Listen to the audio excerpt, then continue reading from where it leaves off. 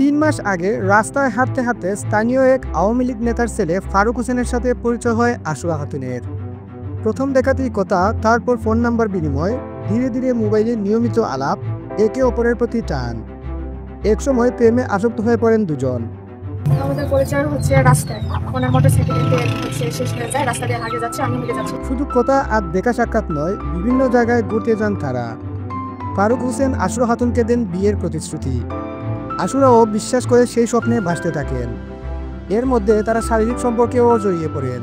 পর্দাটা অন্যরকম যাবে, মানে উনি আমার সাথে শারীরিক সম্পর্ক, তারপরে অন্য জায়গায় নিয়ে যাওয়া, সবকিছু করছে। 16 আগস্ট প্রতিশ্রুতি মোতাবেক বিয়ের জন্য আশুরাকে নিজের বাড়িতে ডাকেন ফারুক, কিন্তু পরিবারের চাপে সেদিনই বাড়ি থেকে পালিয়ে যান তিনি। তবে সেদিন থেকে ফারুকের বাড়িতে বিয়ের দাবিতে অনশন করেন 2 সন্তানের জননী আশুরা খাতুন।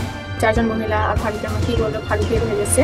তারপর আমি বলছি যে আপনি বের হয়ে যান না, আমাকে বলছেন আসার কথা বলে, আবার আমি চলে যাচ্ছি কেন? তখন উনি চলে গেছে। তখন আমি না যে রুমের ভিতর বসে থেকে সবার সাথে কথা বলতেছি, আর আমাকে একসময় জোর করে রুম থেকে বের করে দেয়। আশুরার আগের সংসার থেকেই 8 মাস আগে ডিভোর্স হয়েছে তার। সেই সংসারে রয়েছে 2 সন্তান। অন্যদিকে ফারুকও একবার বিয়ে করেছিলেন, তারও ডিভোর্স হয়ে যায়। দুজনেই ডিভোর্সি, তাই বিয়ের সিদ্ধান্ত নেন। তবে ফারুক পালিয়ে গেলেও আশুরাকে বিয়ে করতে হবে বলে জানান তিনি।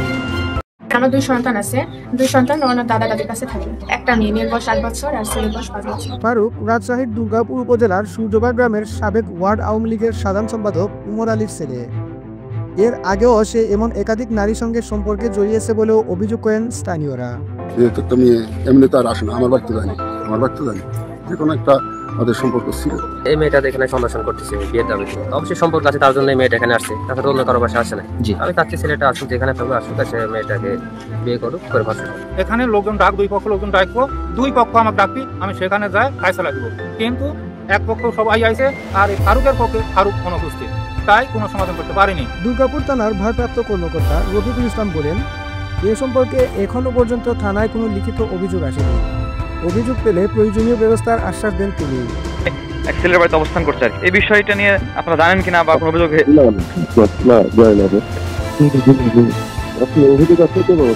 দুই সন্তানের জননীর এমন অনশন নিয়ে এলাকায় আলোচনা সমালোচনার জোর বলছে। দ্রুত সমাধানের দাবি জানান প্রতিবেশীরা।